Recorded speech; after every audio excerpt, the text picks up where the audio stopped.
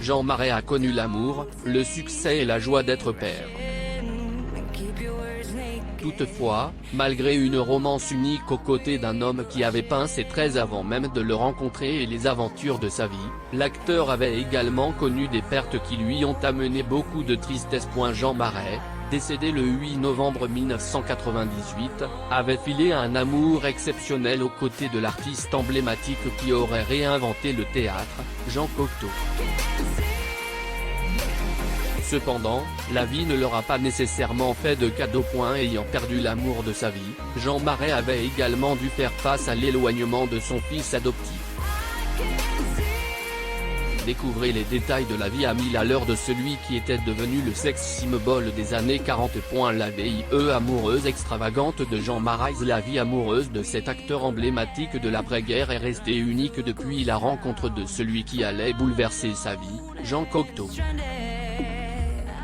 Seulement, il n'était pas conscient qu'il allait également bouleverser la sienne. Document publicitaire de l'acteur français Jean Marais, 12 novembre 1913. Source, Getty Images. Lors de cette rencontre, les yeux de Cocteau n'étaient pas à la recherche de l'amour, mais d'un comédien pour la pièce de théâtre, ultérieurement nommé Oedipe, qu'il lui fallait absolument mettre en place pour reprendre goût à la vie. Soutenu par sa grande amie Coco Chanel, dépité de voir un potentiel aussi immense lessivé par les désintoxications répétitives, Jean Cocteau avait été donné une deuxième chance à la vie et il n'allait pas la laisser partir. Durant des auditions, un candidat en particulier attire son attention, mais à sa grande surprise, ses traits, munis d'une grande beauté, lui sont familiers. C'est alors que Cocteau réalise que ce visage, il l'avait déjà peint à plusieurs reprises depuis des années sans même avoir rencontré celui qui en était le porteur, Jean Marais. Il dira plus tard: je ne l'ai pas connu, je l'ai reconnu, en référence à ce comédien de 24 ans, son cadet. Cependant, l'artiste tombe sous le charme et le prend pour le rôle, en dépit de ses qualités d'acteur qui lui auront, plus tard, valu le titre de plus mauvais acteur de France. Jean Cocteau n'en a eu que faire car il était tombé amoureux. En effet, à une confession toute simple à travers les mots « Je suis amoureux de vous », Cocteau avait été surpris d'entendre « moi aussi » sortir des lèvres de Jean Marais, qui avouera avoir initialement feigné cette réciprocité afin d'avoir le rôle mais qui tomba réellement amoureux de Cocteau plus tard. Sans attendre longtemps, les deux amoureux avaient emménagé ensemble, quittant tous deux le nid familial, Cocteau à 48 ans et Marais, 24. L'amour était au rendez-vous. Toutefois, le bonheur de vivre à deux s'était vite dissipé tant Marais, en plein essor de découvrir la vie, rêvait de vivre de nouvelles expériences.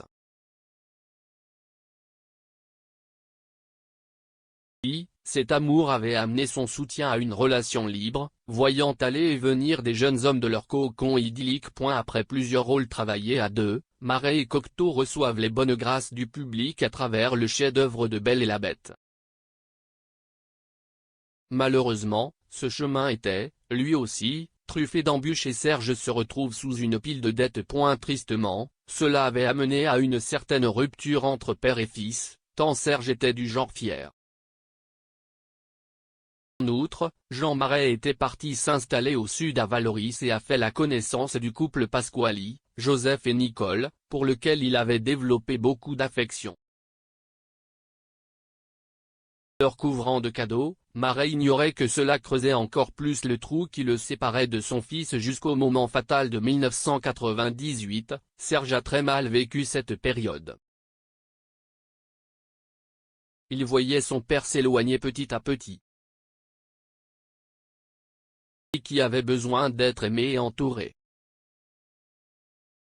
Le coup de grâce a été son décès. En plus du chagrin d'avoir perdu sa figure paternelle, Serge est pris au dépourvu en apprenant que Marais avait légué tout son héritage à Nicole Pasquali. Dès lors, il entamait un long combat judiciaire qui allait durer des années. Pourquoi s'était-il ôté la vie?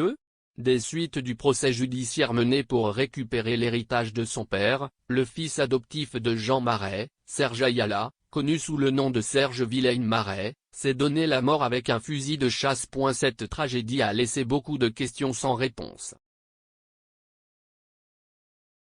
Les proches de Serge pensaient qu'il s'était finalement ouvert au bonheur après 14 années de lutte pour l'héritage de son père et une victoire assommante. Cependant, ils ont dû se faire à l'évidence qu'il n'en était rien. Depuis qu'il avait touché l'argent qui lui revenait, je pensais qu'il était sauvé. Mais il souffrait énormément de la solitude, malgré notre présence. Il vivait seul avec ses 4 chiens dans un pavillon isolé, alors que son seul souhait aurait été de rencontrer une femme et de recréer une famille, avait confié Guy Balancy dans les colonnes de France Dimanche. À presque 70 ans, Serge avait donc succombé à la solitude, ayant perdu le père pour qui il éprouvait des regrets et un amour dont il aurait voulu ressentir la chaleur. Heureusement, il ne s'en est jamais remis, malgré toute la tendresse que ses proches avaient à son égard. Si vous connaissez quelqu'un qui aurait besoin d'assistance morale, la ligne de sauvetage nationale pour la prévention du suicide est le 01 46 21 46 46. D'autres lignes d'assistance téléphonique internationale sur le suicide peuvent être consultées sur Befriender.